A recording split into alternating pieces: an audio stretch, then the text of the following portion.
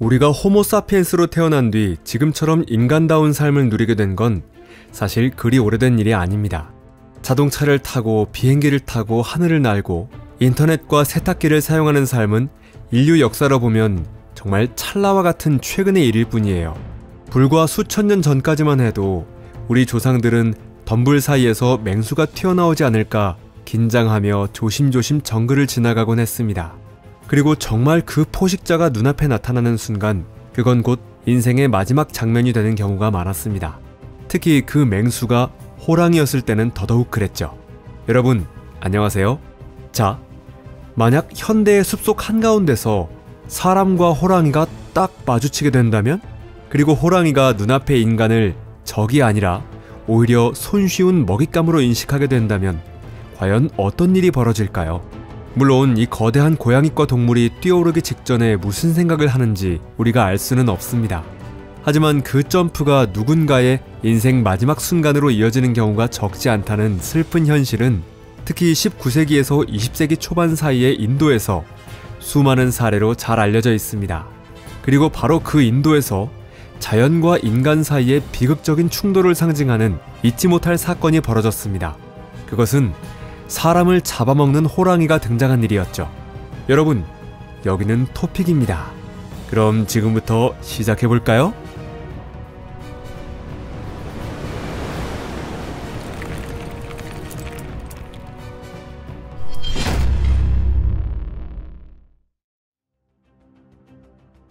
인도의 사람 잡아먹는 호랑이.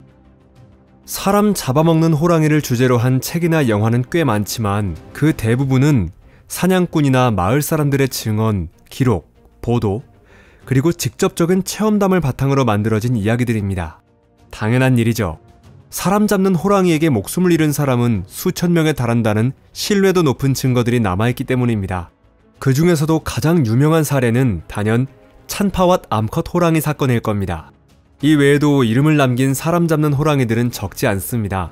예를 들어 거대한 공포라는 이름으로 불렸던 호랑이는 네팔 국경 근처 인도 북부의 작은 마을 찬가나라에서 오랫동안 마을 사람들을 계속해서 습격했습니다. 이 교활한 맹수는 혼자 걷는 여행자나 자전거를 타고 가는 사람, 숲을 순찰하던 산림경비원만을 골라 노렸습니다.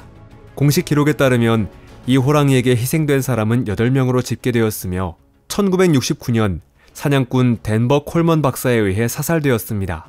하지만 그보다 더 끔찍했던 사건이 있었죠.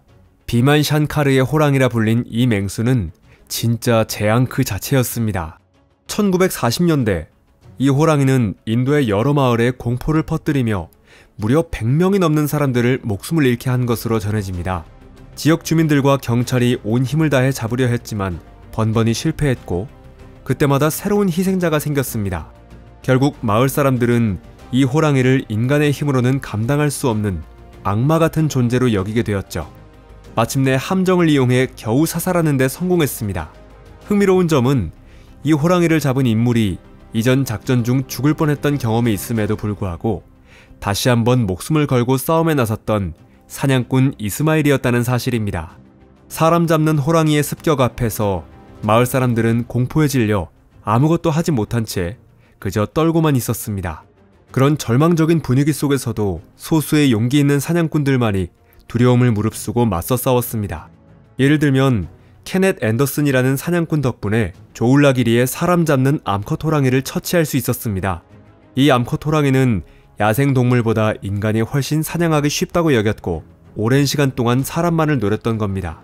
결국 앤더슨이 이 호랑이를 사살했지만 그때까지 최소 15명이 희생당한 것으로 알려졌습니다. 이후 앤더슨은 잔혹함으로 악명 높았던 외눈박이 3그루의 호랑이와 7명을 공격한 문다치 팔란의 호랑이도 직접 사살했습니다. 그리고 이 분야에서 가장 놀라운 업적을 세운 인물이 바로 영국인 사냥꾼 짐 코벳입니다. 겁없이 뛰어난 사냥 실력을 갖췄던 그는 인류 역사상 최악이라 불리는 찬파왓 암컷 호랑이를 마침내 쓰러뜨렸죠. 하지만 그의 활약은 여기서 끝나지 않았습니다. 촌갈 마을 사람들에게 그는 말 그대로 생명의 은인이었고 지금까지도 깊은 감사의 대상이 되었습니다. 왜냐하면 그는 무려 5년 동안 그 일대 마을을 공포에 떨게 했던 최소 64명을 습격했던 2마리의 사람 잡는 호랑이를 처치해냈기 때문입니다. 찬파왓의 식인 암컷 호랑이. 1907년부터 1938년 사이 수많은 호랑이의 인간 습격 사례가 기록되어 있지만 그 중에서도 찬파왓 암컷 호랑이 사건은 유독 강렬하고 피비린내 나는 비극으로 기억되고 있습니다. 이 거대한 고양이과 포식자는 단 한 마리로서 최악의 연쇄살인범보다 더 많은 사람을 죽였습니다.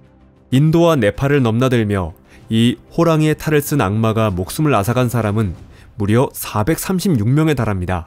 암컷 호랑이의 첫 습격은 네팔 영토에서 시작됐습니다. 군대에까지 지원을 요청하기 전까지 이미 약 200명이 이 호랑이에게 목숨을 잃은 상황이었죠. 대대적인 토벌 작전 끝에 호랑이는 네팔에서 쫓겨났지만 이번에는 국경을 넘어 인도에서 사람들을 계속 공격했습니다. 이 맹수는 점점 대담해져 으르렁거리며 마을 주변을 활보했고 주민들은 극도의 공포에 빠졌습니다. 급기야 남성들마저 일터에 나가는 걸 두려워하며 집 안에서 한 발짝도 나오지 않게 됐습니다. 결국 지역 당국은 영국인 사냥꾼 짐 코벳에게 도움을 요청합니다. 하지만 그 유명한 코벳조차 이 호랑이 앞에서는 고전하게 됩니다. 암컷 호랑이는 마치 악령처럼 종잡을 수 없이 나타났다가 사라졌고 도저히 잡을 수가 없었습니다. 코벳이 처음으로 이 호랑이를 저격할 기회를 잡은 건 찬파왓 인근 훈갈 마을에서였습니다. 호랑이는 대낮에 16세 소녀를 찢어 죽이고 먹어치운 직후였습니다. 마을 행정의 전폭적인 협조를 받아 추적에 나선 코벳은 자칫하면 본인이 먹잇감이 될 뻔한 아찔한 상황까지 겪게 됩니다. 그래도 그는 물러서지 않고 다음날 피해 흔적을 따라가 호랑이를 찾아내고 찬파강 협곡에서 포위 작전을 개시합니다. 이 작전에는 무려 300명의 지역 주민이 협력했습니다. 몰린 호랑이는 결국 코벳을 향해 달려들었고 그는 재빨리 2발을 쏘아 호랑이의 가슴과 어깨에 명중시켰습니다. 하지만 부상을 입은 호랑이는 멈추지 않고 계속해서 그를 향해 돌진했습니다.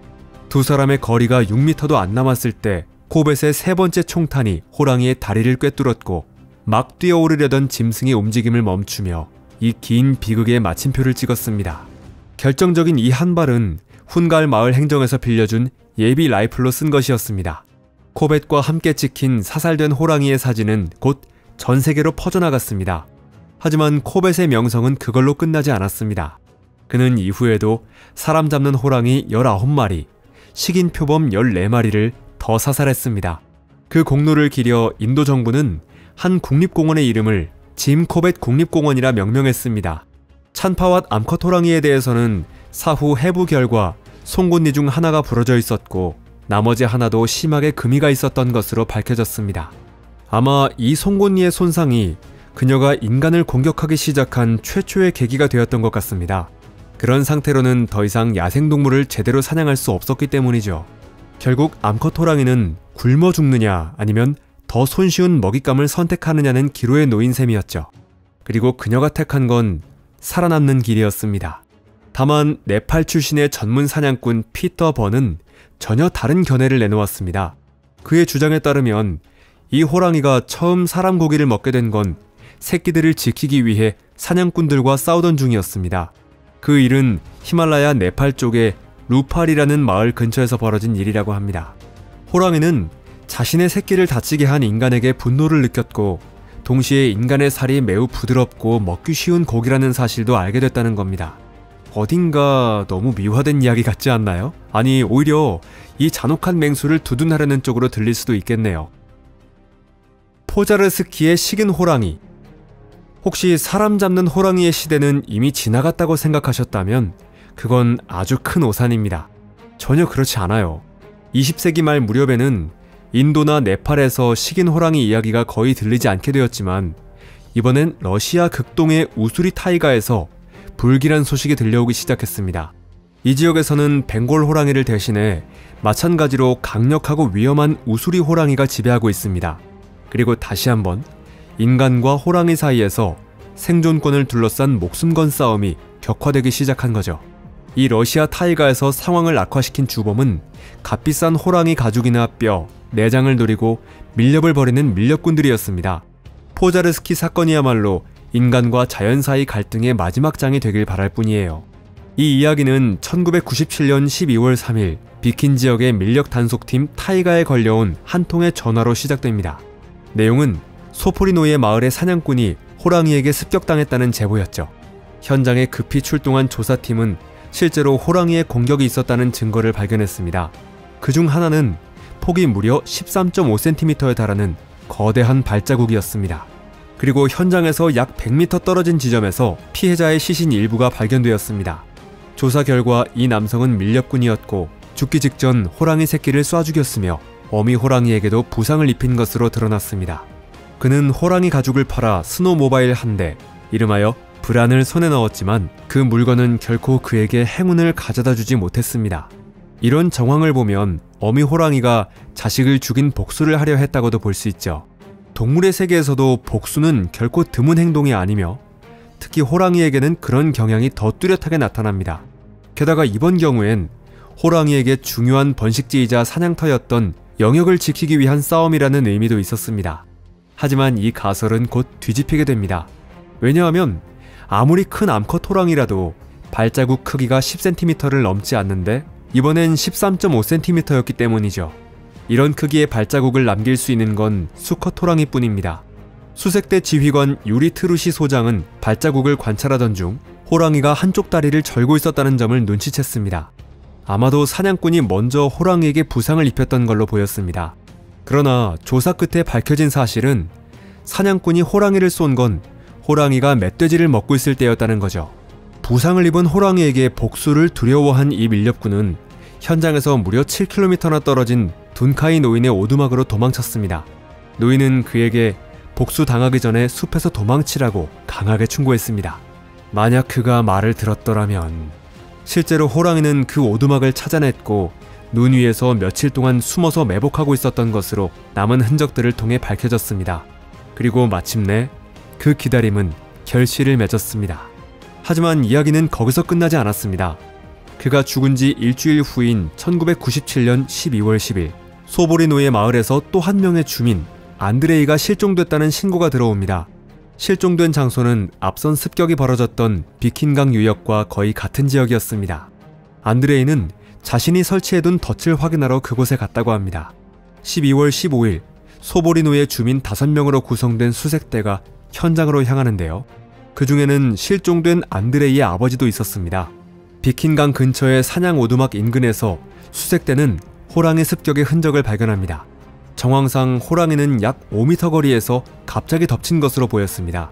그 근처에는 낡은 모신 나강소총이 떨어져 있었고 그중 한 발은 격발 흔적이 있었지만 결국 총알은 나가지 못한 것으로 보입니다.